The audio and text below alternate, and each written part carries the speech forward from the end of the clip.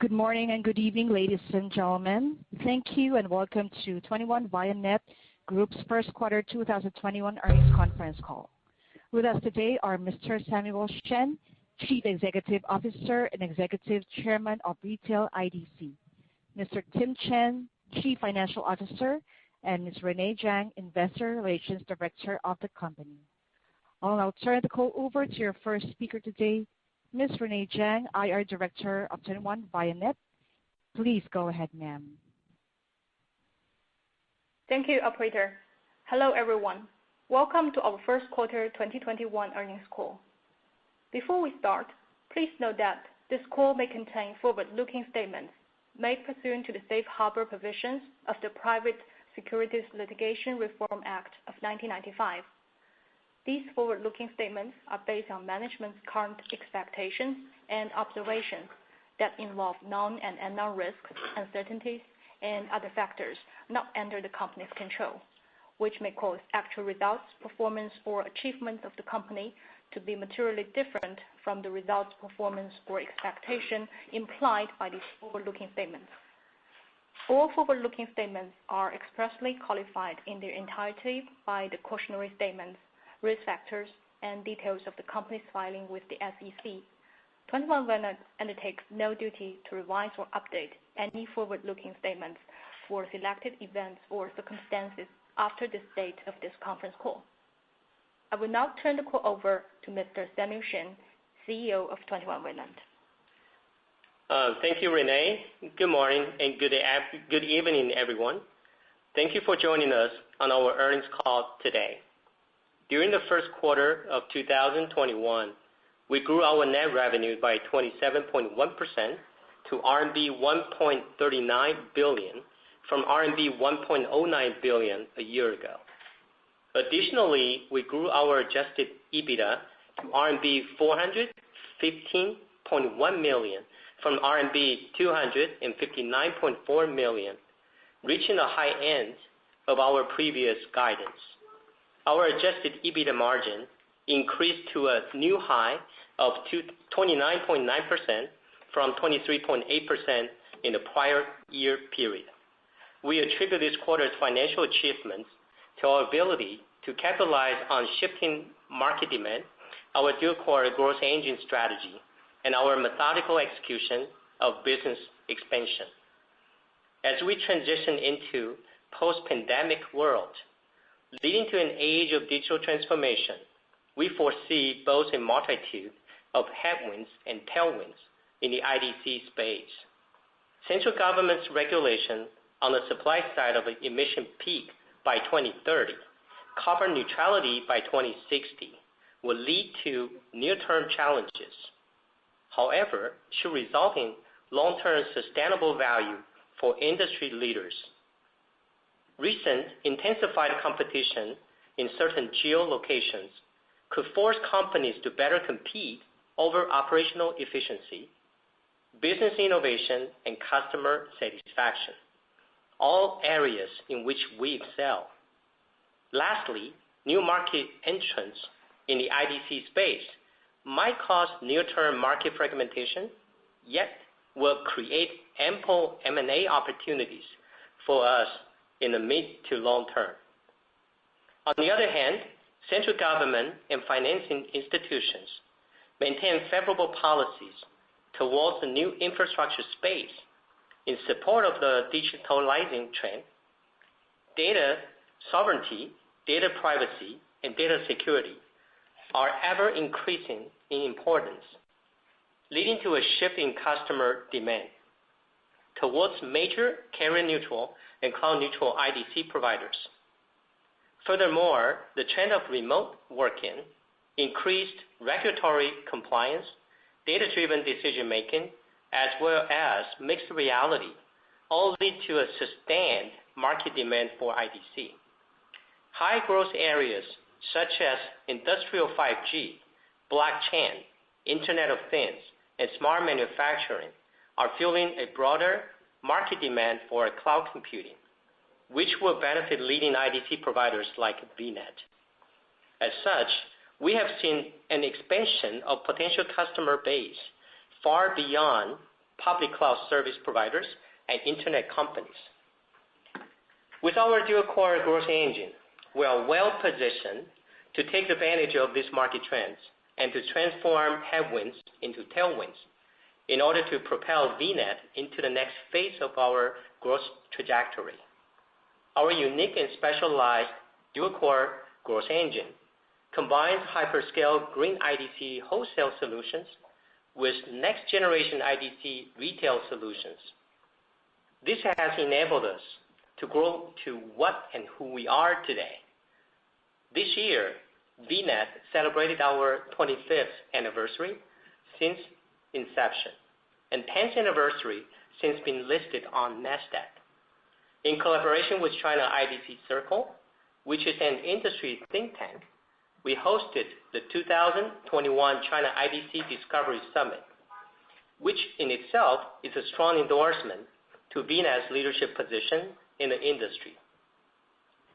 Looking back at our 25-year history, we have ushered in the emergence of our China's IDC sector, growing in harmony with the new digital era, and broadened the development horizon for the whole industry. Going forward, as we continue to boost our dual-core growth engine, expand our business, and nourish our industry ecosystem, we will contribute further towards a healthy, stable, and sustainable industry. In preparation for our next phase of growth, we formally launched a new subsidiary brand called Neolink, which integrates 5 product lines into our new retail business segment alongside our VPN business. Neolink's mission is to proactively capitalize on the market opportunities emerging out of the central government's Digital China Growth Initiative, as outlined in the 14th Five-Year Plan. It is also a manifestation of our wholesale plus retail dual-core strategy. Neolink is committed to construct a new digital infrastructure in order to ease our clients' digital transformation, while also become a trustworthy partner to our clients throughout their entire transformative life cycle. Leveraging our dual-core growth engine, we were able to execute our business expansion in a methodical manner to achieve meaningful results. As of March 31st, 2021, our net total cabinets under management increased by 2,373 cabinets, sequentially to 55,926 cabinets, compared to 53,553 cabinets at the end of 2020. In the first quarter, our compound utilization rate increased to 61.7%, reflecting a healthy customer acquisition in both wholesale and retail IDCs. In particular, our utilization rate for mature cabinets was 73.9%, and for ramp-up cabinets was 30.6%. Since the beginning of the year, we have moved capacity delivered in 2019 to mature group, and capacity delivered in 2020 to ramp-up group. In addition to capacity expansion, we have also achieved encouraging sales progress. In the first quarter, we signed a contract with a leading e-commerce platform for services to provide 1,000 cabinets, or roughly 6 megawatts, in our Hebei O2 space to be delivered in Q2 of this year.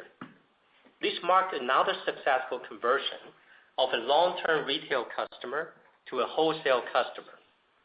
In Shanghai, we won a retail bid from a leading video community company geared towards the younger generation, and also entered into an agreement with a fast-growing tech-based logistics company. Additionally, we have seen an incremental demand from the financial services industry, mainly from commercial banks, who have become the biggest gainers within our customer mix. While we work tirelessly to satisfy growing customer demands, we are also mindful of social responsibilities. During the first quarter, we reached an important milestone in our ESG initiatives. The combined low carbon emission rate of our Beijing data centers surpassed China's industry benchmark by 15%. Furthermore, 3 of our data centers have been shortlisted for the honor of National Green Data Centers, while our Beijing 06 data center was one of the first to receive the prestigious honor in China. With the adoption of multiple energy saving and consumption reducing measures, we will continue to optimize our energy consumption structure as part of our commitment to build carbon neutral centers. With the establishment of a strategic advisory committee and a specialized ESG working group, we at VNET remain dedicated to further developing our ESG initiatives and meeting our goals. Finally, I would like to take the opportunity to formally introduce our new CFO, Mr. Tim Chen.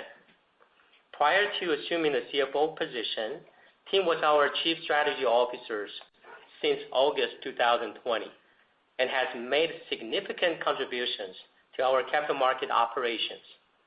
He was instrumental in our latest 2 rounds of capital raising, including the successful convertible bond issuance in January of this year. Tim has also made a meaningful impact to optimize our shareholder structure, provide ample liquidity for our future debt repayment, and better position us for further capacity expansion. In addition to a strong track record in fundraising, Tim also possesses an innate ability to engage with investors. Even before Tim's appointment as CFO, he was already in frequent communications with our shareholders and investors, making his transition a natural extension from his previous post.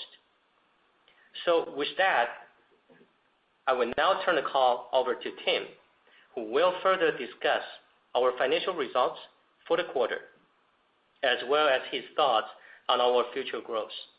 Tim? Thank you very much for the kind introduction, Samuel. Good morning and good evening, everyone. I'm very excited about our work here at VNET, and it is my pleasure to speak with you all today. In my new capacity as CFO, I'm committed to provide shareholders and investors with increased transparency, frequent communications, and more detailed discussions around our outlook. I'm also aiming to further enhance our team-oriented culture, bolster our operating efficiency, advance our various ESG initiatives, and more. As always, the team here at VNET remain focused on strategically allocating our capital to meet our ROI goals and securing diverse and quality funding sources. Before we start our detailed financial discussions, please note that we will be presenting non-GAAP measures today. Our non-GAAP results exclude certain non-cash expenses which are not part of our core operations. The details of these expenses may be found in the reconciliation tables included in our press release. Please also note that unless otherwise stated, all the financial numbers we present today are for the first quarter of 2021 and in renminbi terms, while percentage changes are on a year-over-year basis. We started off the year with a strong first quarter financial results, mainly attributable to our dual-core growth engine and methodical business transformation. Net revenue in the first quarter increased by 27.1% to renminbi 1.39 billion from renminbi 1.09 billion in the first quarter of 2020. This increase was attributable to both wholesale and retail IDC growth, as well as increased growth from cloud revenue.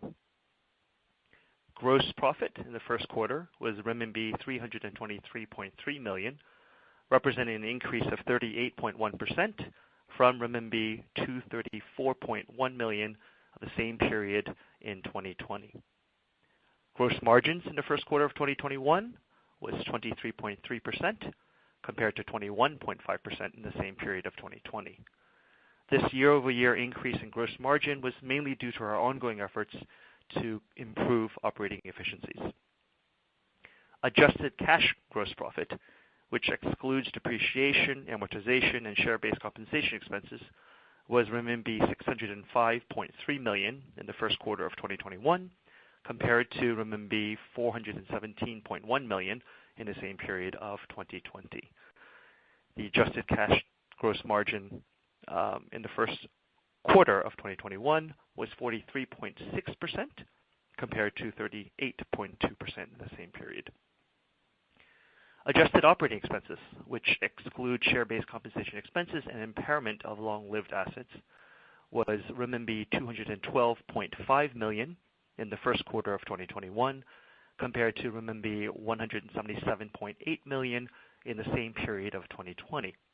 As a percentage of net revenues, adjusted operating expenses in the first quarter of 2021 were 15.3%, and that is compared to 16.3% in the same period of 2020.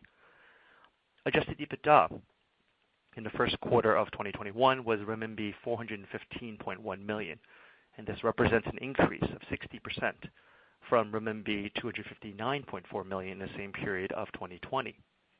Adjusted Ebitda in the first quarter of 2021 excluded share-based compensation expenses of renminbi 34.9 million. The adjusted Ebitda margin in the first quarter of 2021 was 29.9%, as compared to 23.8% in the same period of 2020. Our net loss attributable to ordinary shareholders in the first quarter of 2021 was renminbi 84.7 million, compared to renminbi 138.8 million in the same period of 2020.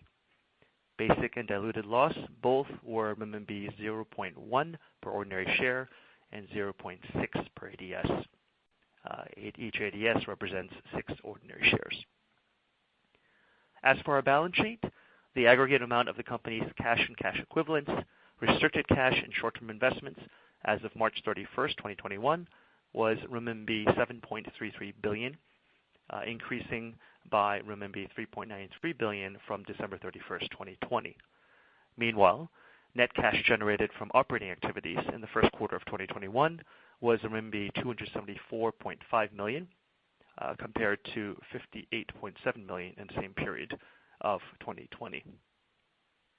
Looking ahead into 2021, we plan to continue to expand our IDC business in a prudent and balanced manner, while in turn leverage our value-added service offerings to cultivate more business opportunities with our existing customers.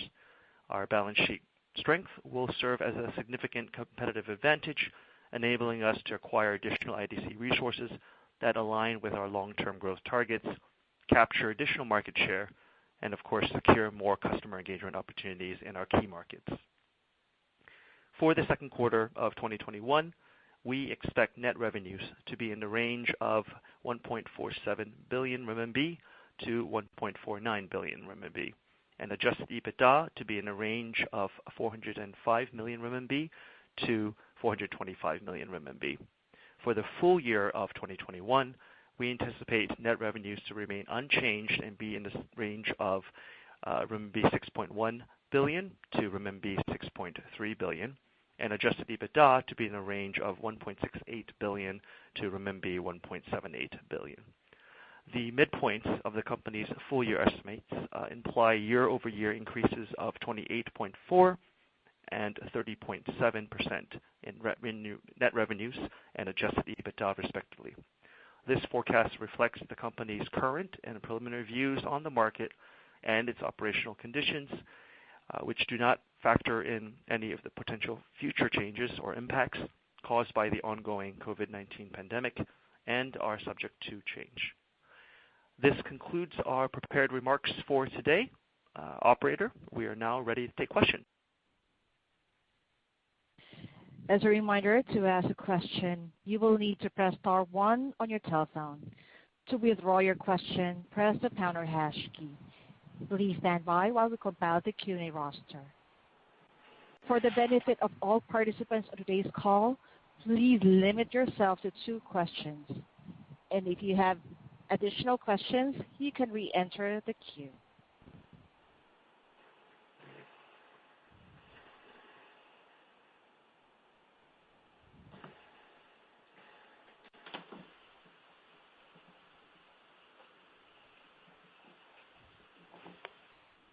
Your first question comes from the line of Yang Liu from Morgan Stanley. Please ask your question.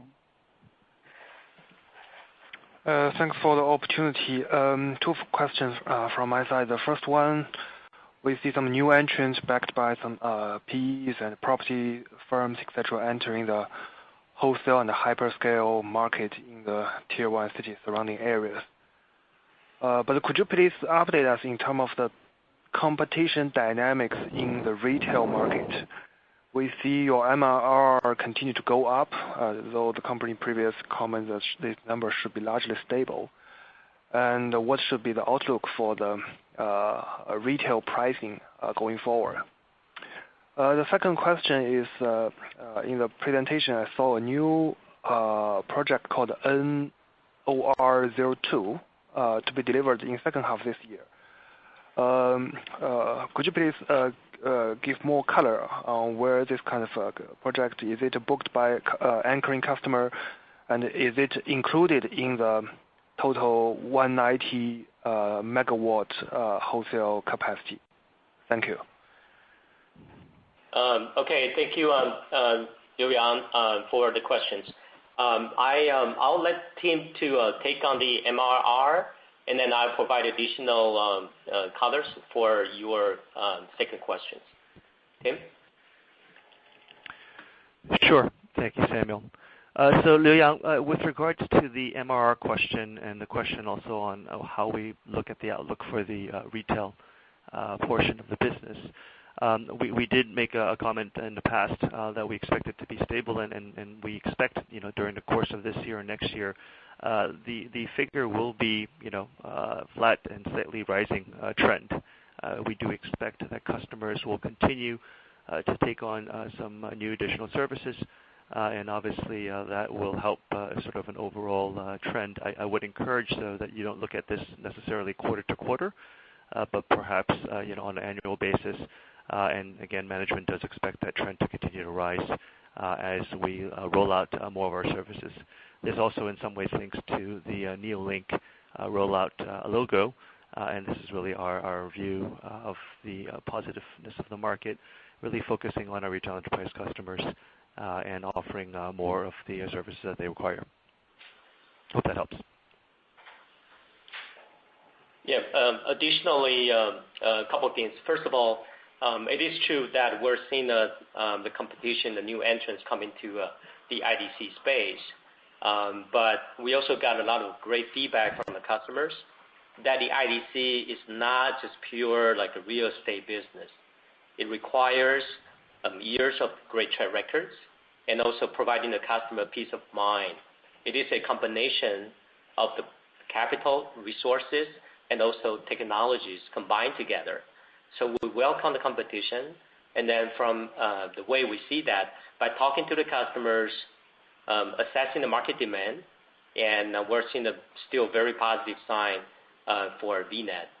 And speaking of the new logos, HBO2, it is true that because in the first quarter, we signed a contract with a leading e-commerce platform for services. And not only that, we also secure a long-term contract with the leading internet companies. And in addition to that, I think in the first quarter, we also have a great examples, basically transform and upgrade the retail customers into the wholesale customers. In the past, they tend to choose in tier 1 cities to colo their servers and racks and networking services. But the growing demand given us a great opportunities by leveraging our surrounding areas, providing the customization efforts to those customers.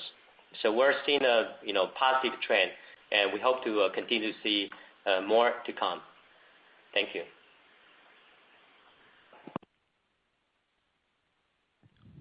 Your next question comes from the line of Timothy Chow from Jefferies. Please ask your question. Hi, good morning, Tim and Samuel. Thank you very much for taking my question.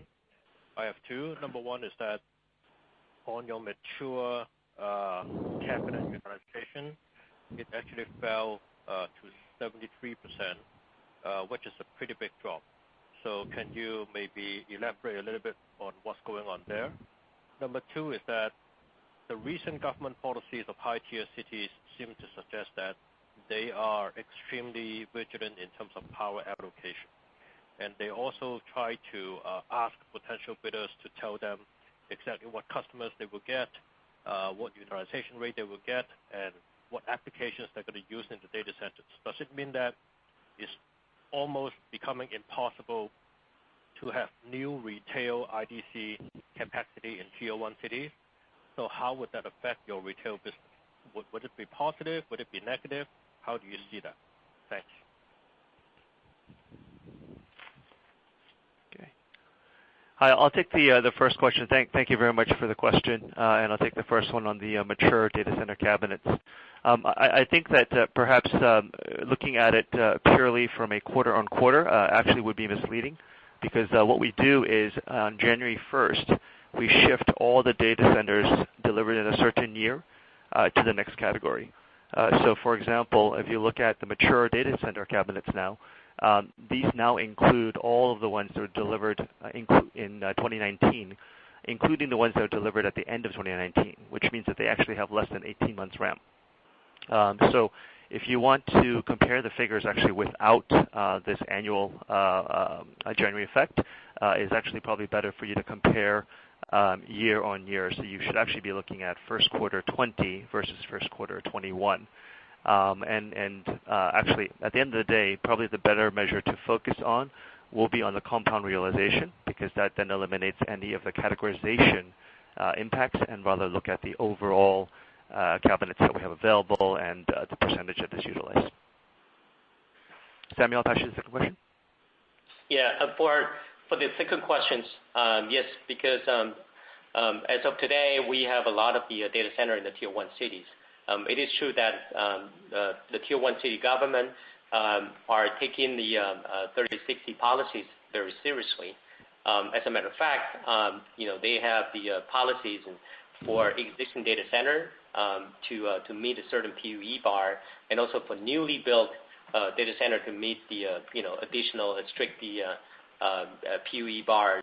And then because we have been in the industry for quite some time, and as a matter of fact, some of our data center happen to be the role model for the industry, way better than the benchmark, industry benchmark.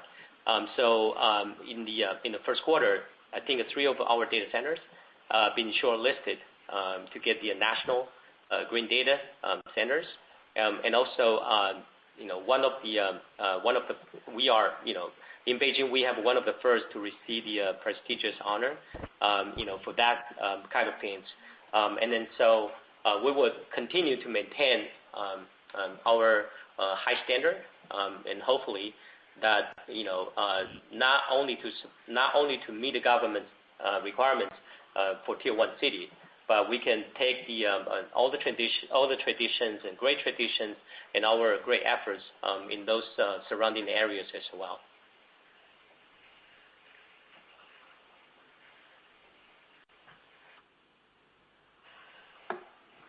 Thank you. Your next question comes from the line of James Wang from UBS. Please ask your question. Good morning, management. Thank you very much for your time, and congratulations on a good result, particularly on the Ebitda line. So I've got 2 questions, and the first one is on competition. So one of your peers mentioned that the intense competition was isolated in the Jiangsu province, but relatively stable across the rest of the country. So I just wanted to check whether that's your observation, or whether more provinces are seeing intense competition, and whether across the board pricing or rental rates remain broadly stable or on a downward trend. So that's on the competition. And the second question is on customer demand. So last year it was a pretty strong year in terms of customer demand, partly maybe due to COVID. So just wanted to check whether you've seen any moderation in demand from maybe some of the cloud customers so far this year. And I think Samuel mentioned a pickup in demand from financial institution customers. So overall, are you seeing any acceleration demand from your retail customers? Thank you. Okay, let me take on these 2 questions, and welcome Tim to chime in with additional inputs. So first of all, I think in Jiangsu provinces, yes, we do have our data center located there. And from the conversation that we have with the customers, we have a high confidence that Jiangsu province, the data center would be the ideal location, not just for the cloud public cloud service provider, but also for some additional internet companies. So we remain pretty confident on that one. And for the second one, I think last year COVID-19 hit the world pretty hard. And China is probably one of the countries in the world we're living in the post-pandemic era, and then that pandemic basically accelerate a lot of digital transformation, not just for internet companies, but also for traditional enterprises. You mentioned about the financial services industry, new energy vehicles, and manufacturing, smart manufacturing particularly. We're seeing a strong demand on those one as well. And so I would say the first quarter gave us pretty good confidence. Things are going to be on track for the year, I would say, guidance. And so we're going to continue head down, execute on our strategy, and hopefully continue to drive up the monthly recurring revenue for the retail segment, and meanwhile satisfy the hyperscaler and internet giants customization needs.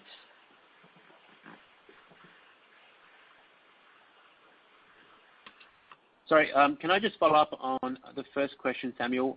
Just on overall pricing or rental rates, are you seeing broadly stable trend or any downward pressure on rates? Thank you. Or returns?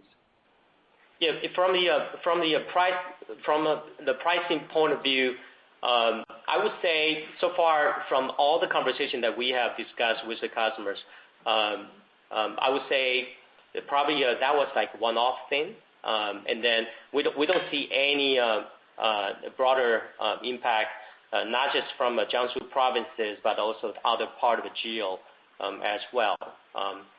Having said that, I would say the competition is there, but that competition will give us a great opportunity for industry consolidation, and we're here to play it for the long term, and then we have more to add. Not just it is not the apple-to-apple comparison.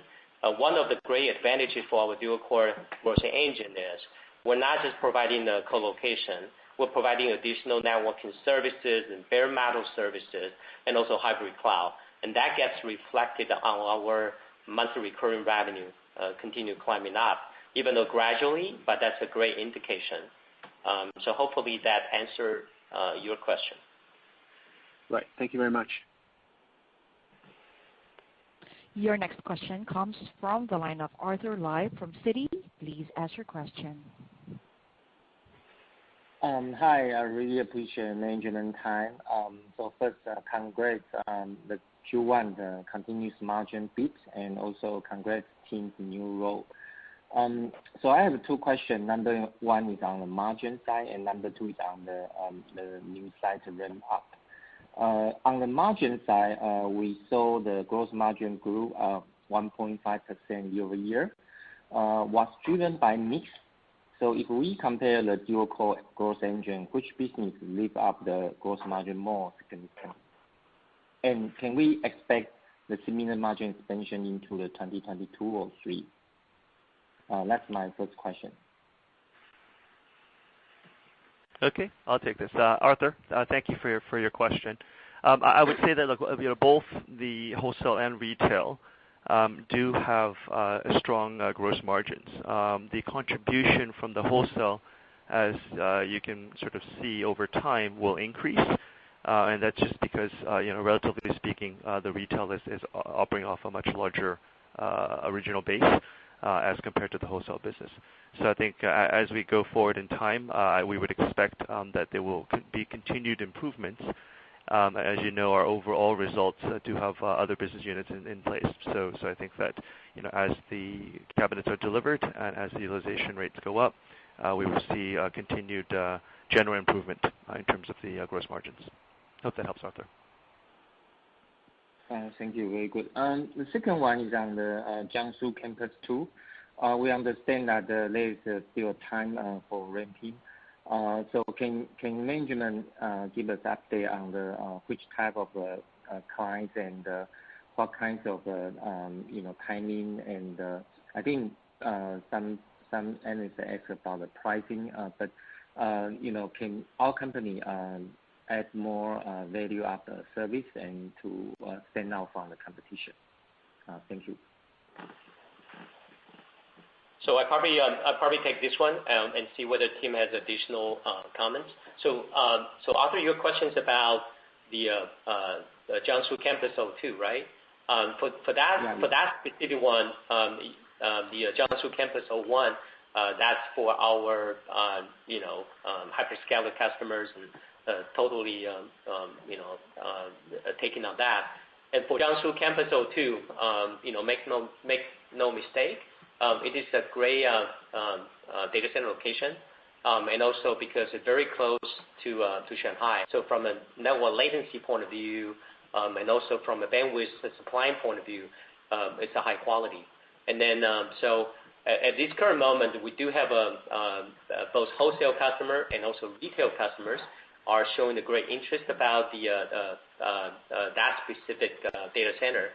And so we're in I would say in the middle of the discussion to see which one will play out longer term.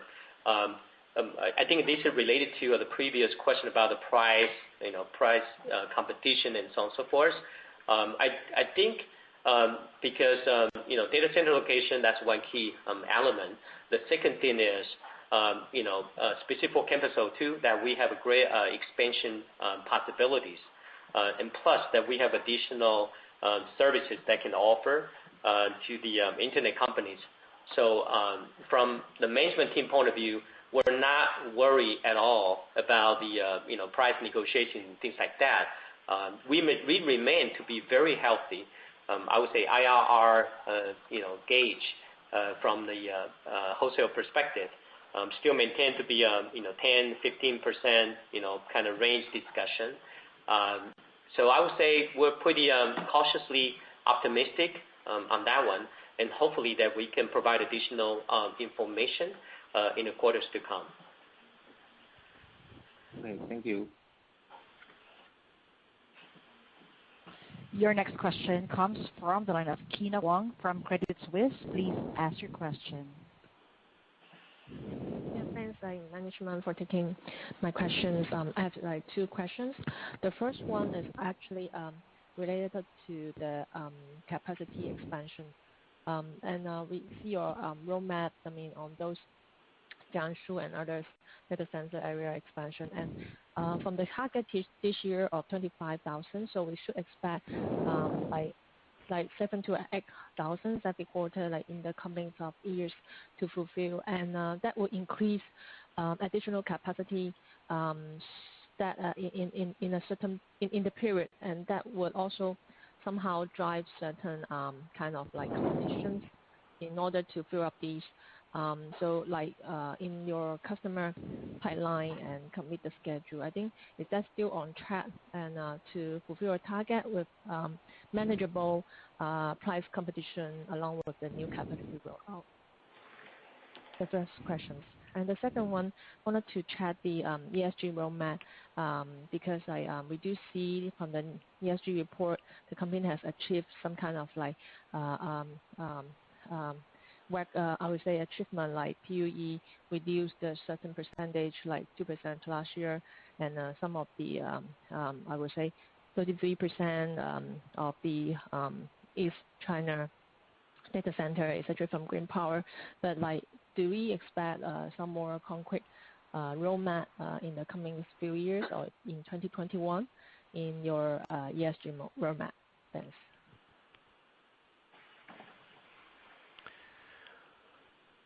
Hi, Tina. It's Tim here. I'll take your first question. In terms of the pipeline and the rollout of the cabinets, as we've told the market, yes, we are more back-ended this year.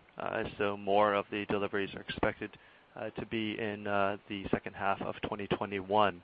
But with regards to, I guess, increased pressure or increased competition, I would say there really is not that case, because we're not talking to our customers, a couple of months in advance, but actually well in advance. And in many of the cases, for the second half deliveries, these are locations that have already secured commitments from the customers. So I think this is much more of a timing issue, first half versus second half. And so I think that's something that we have great confidence in. And overall, I would say beyond 2021, we've already secured about 60% of the resources. So we do have sufficient ways to handle going forward the demand of our customers as well. So we're already talking to customers, obviously, about 2022 and beyond. Yeah, I can probably provide additional color from the customer commitment point of view. So internally, Kim and I have a chance to review our wholesale segment, also retail segments from a customer demand point of view. For the wholesale customer point of view, it is way ahead of time before we sit down, bid for the tender, and also having a detailed discussion with the customers. It is way ahead of time. And so from the conversation that we have with the customers, I have less worry about whether we can deliver the 25,000 racks. As a matter of fact, we probably have more opportunity that we can consume based upon the resources that we have. It is the I would say bittersweet fact. That's one thing. The second thing is this is the very first year for VNET to publish our ESG report.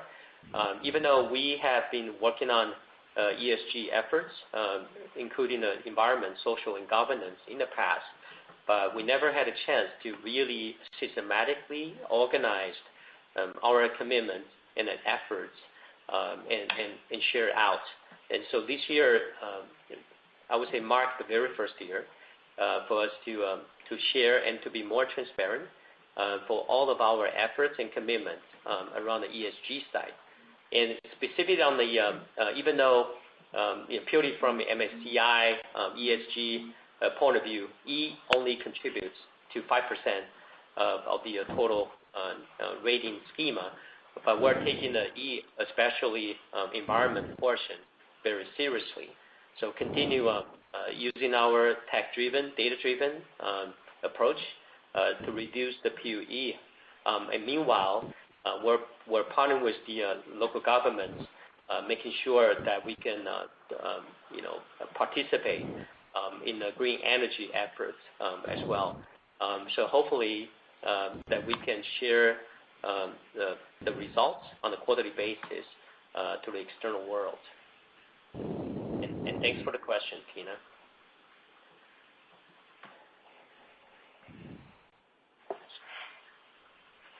Your next question comes from the line of Tina Hou from Goldman Sachs. Please ask your question. Hi, management. Thank you very much for taking my questions. I have two questions. The first one is, recently we've heard specifically for PDD project, there were some intense pricing competition going on. So my question is that for VNET, what is our actually customer acquisition strategy in terms of what are the measures we follow towards each tender that we try to bid, and then what are the customers we may be able to sacrifice a little bit of margin or a little bit of pricing in order to get that customer, or we are very firm on pricing and our overall IR return. So that's my first question. The second one is regarding the Shanghai power quota allocation, which was announced in April this year. Wondering what is our strategy there and what's the progress so far? Thanks. Okay. Let me take on the questions and welcome Tim to comment and add additional inputs. I think for the PDD deal, in my opinion, I would say that's more like one-off things. Because if you drill down and double-click on the specification, it is not really apple-to-apple comparison. And because a lot of the details, happen to be the business confidential. Not much I can talk about it. But from a very high-level point of view, each of the tender, if you break down and double-click on that, there's a CapEx portion and there's an OpEx portion. It really depends on what you want, and you get a different kind of a pricing schema. And so that you can really compare that with the previous order or the following orders or tenders to a certain degree. And so that's one thing. The second thing is, most of us know Pinduoduo is one of the largest e-commerce providers. And then so when they having a project like that, all of a sudden, a lot of the IDC providers, including VNET, were showing interest to win such a local customers. But again, each of the partners, including VNET, we do have our internal gauge system to see whether it makes sense, it makes no sense, and so on and so forth. Sometimes you might just give some of the favorable discount to win the local customer as a very first deal, kind of sweeten the deal to win the first one in order to get in. But again, we have to weigh in on all the factors. And for us, it is it is not a strategic deal that we have to win. But again, the question is, will that trigger the price wall moving forward? And I would say, I would be very, very honest to say, from all the customer calls and customer discussion, it is not. It is more confined into a one-off thing. We have Jiangsu projects. We have other projects in Shanghai, in Beijing, in Guangzhou, and also even northern China. We're not seeing that get, I would say, spread out. That's the answer to your questions. Tim, do you want to take on the second one?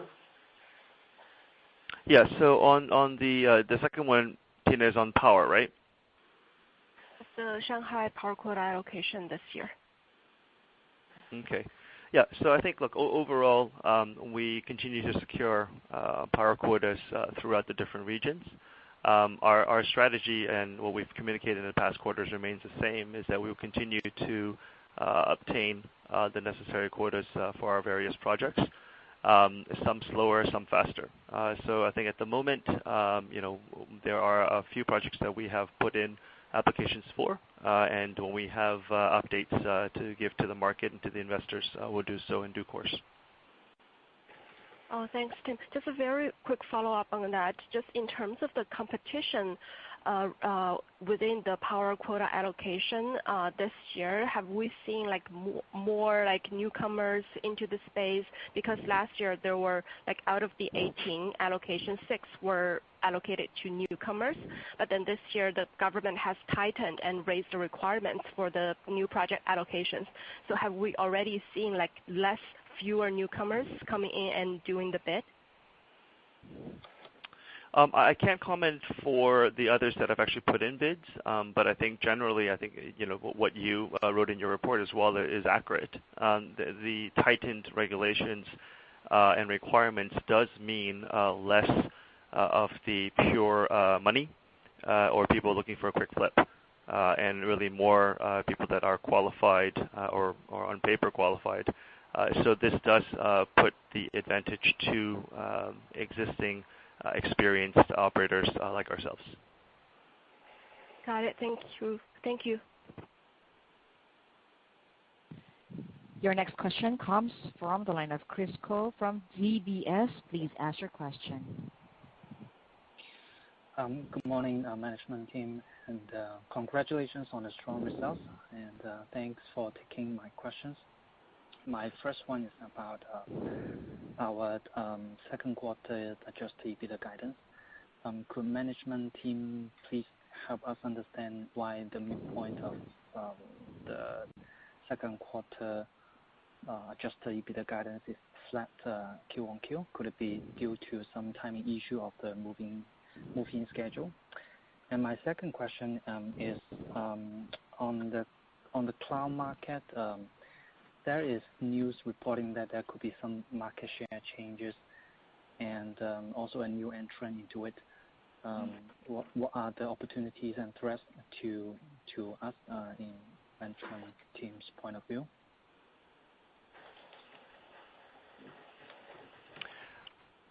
Hi there. I'll take the first question.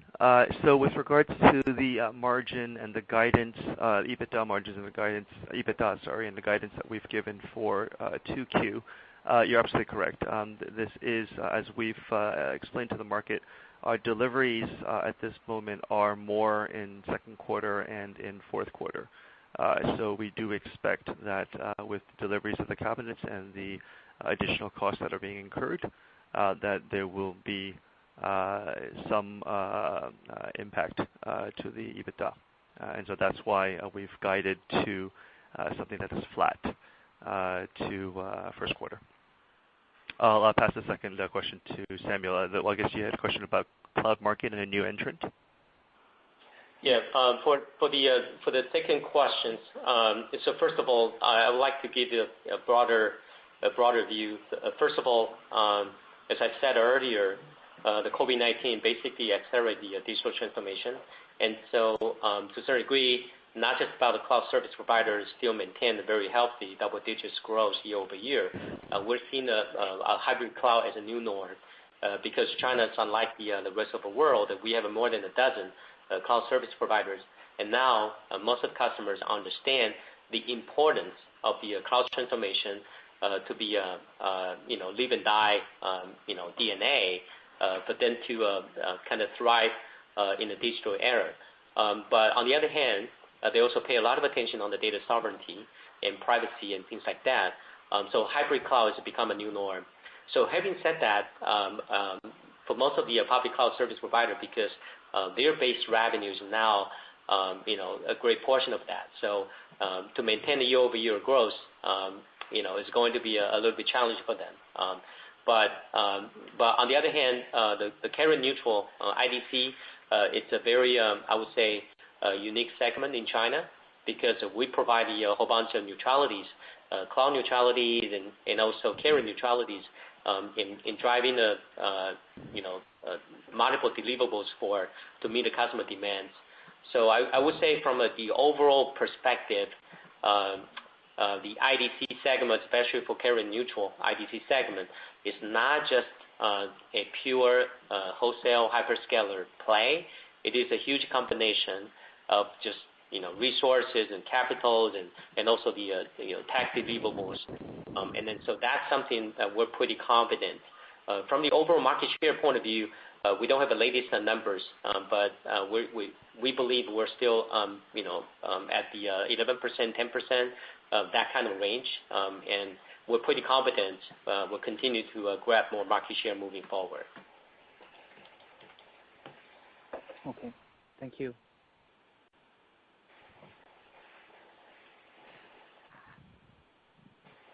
I would like to hand conference back to the management for any closing remarks. Please continue. Thank you once again for joining the call today. If you have further questions, feel free to contact the company's IR. Bye-bye.